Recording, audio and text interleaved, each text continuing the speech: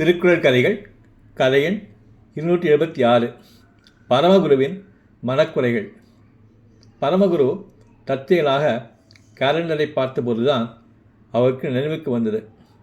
தேதி 3 ஆகிவிட்டதே, இன்னும் ஏன் கௌதம் பணம் அனுப்பவில்லை? கைபேசியை எடுத்து குறுஞ்செய்திகளை பார்த்தார். பண வரவு நிகழ்ந்திருப்பதற்கான செய்தி எதுவும் வரவில்லை. மணி மாலை 6. நியூ ஜெர்சியில் காலை 8:30 இருக்கும். கௌதம் அநேகமாக வீட்டிலிருந்து அலுவலகத்துக்கு கிளம்பியிருக்க மாட்டான். வாட்ஸ்ஆப்பில் கௌதமை அழைத்தார். முதல் அழைப்பின் போது அவன் ஃபோனை எடுக்கவில்லை. ஒருவேளை காரில் அலுவலகத்துக்கு சென்று கொண்டிருப்பானோ? அரை மணி நேரம் கழித்து மீண்டும் அழைத்தார். ஃபோன் உடனே எடுக்கப்பட்டது. என்னப்பா என்றான் கௌதம் எரிச்சலுடன். ட்ரைவ் பண்ணிகிட்டு இருக்கேன். 9 மணிக்கு மேலே ஃபோன் பண்ணக்கூடாதா? இந்த மாதம் இன்னும் பணம் அனுப்பலையே என்றார் பரமகுரு. ஆஃபீஸுக்கு போயிட்டுருக்கேன், போனது உடனே ட்ரான்ஸ்ஃபர் பண்ணிடுறேன். இப்போ டிராஃபிக் சிக்னல் நிற்கிறேன், இப்போ க்ரீன் வந்துருச்சு என்று இணைப்பை துண்டித்தான் கௌதம். மாதம் $7,000 சம்பாதிக்கிறான், 5 லட்சம் ரூபா. அப்பாவுக்கு அனுப்புகிற பிச்சை காசு 25,000 ரூபாயை 1ஆவது அனுப்பினான்ல, பொறுப்பில்லாத பையன். உன் அம்மா போனதும் தனியே இருக்கிறேன். சமையல்காரன் ஏதோ சமைத்து போடுவதை கடனே என்று தின்றுவிட்டு காலத்தை ஓட்டி கொண்டிருக்கிறேன். அவ்வப்போது வரும் திடீர் செலவுகளுக்கு பணம் போதவில்லை. தீர்த்த யாத்திரை எல்லாம் வேறு போக வேண்டும் என்று விருப்பப்படுகிறேன். நீ அனுப்பும் 25,000 ரூபாய் போதவில்லை. அடுத்த மாதத்திலிருந்து 50,000 ரூபாய் அனுப்பு என்று வாட்ஸ்ஆப்பில் ஒரு செய்தி அனுப்பினார். கேட்டதற்கு 5,000 ரூபாயாவது அதிகம் அனுப்புவான். கிடைத்தவரை லாபம்தான். சமையற்காரர் மணி வந்தார். ராத்திரிக்கு டிஃபன் பண்ணி வச்சுட்டேன், வீட்டுக்கு கிளம்புறேன் என்றார். என்ன டிஃபன் பண்ணியிருக்கேன்? நீங்கள் சொன்னபடி வெஜிடபிள் உப்புமா, பெசரட்டு, சாம்பார்.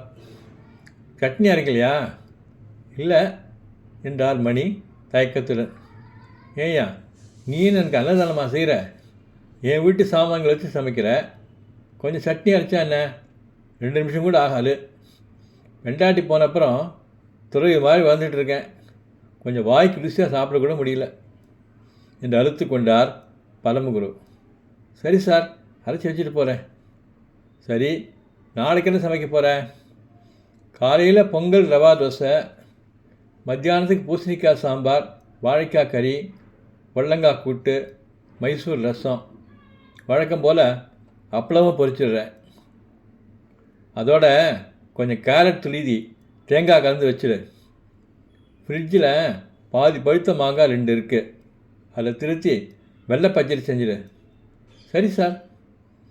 சிப்ஸு, காரா, சேவு, ஓமப்படியெல்லாம் தீர்ந்து போச்சு, அதெல்லாமல் கொஞ்சம் பண்ணி வச்சிடு.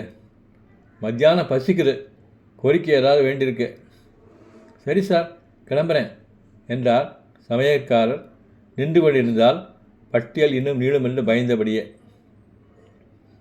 இரவு 9 மணிக்கு பரமகுருவை பார்க்க அவர் நண்பர் செல்வரங்கம் வந்தார். இருவருக்குமே இரவில் தூக்கம் வராது என்பதால் இருவரும் 11 மணி வரை உட்கார்ந்து பேசி கொண்டிருப்பார்கள். என்னப்பா, சாப்பாடு ஆயிடுச்சா என்றார் செல்வரங்கம். ஆச்சு, எனக்கு என்ன, துறை வாழ்க்கை தானே. சாப்பாடு என்ன சாப்பாடு? கடனே நிறையா சமைச்சு வச்சுட்டு போகிறான். நானும் பசியை போய்க்கணுமேன்னு அதை தின்னுட்டு வாழ்ந்துட்டுருக்கேன் என்றார் பரமகுரு. அறத்துப்பால், துறவரவியல், அதிகாரம் 28, கூடா ஒழுக்கம். குறள் 276. நெஞ்சின் துறவார் துறந்தாற்போல் வஞ்சித்து வாழ்வாரின் மண்கணார் இல்.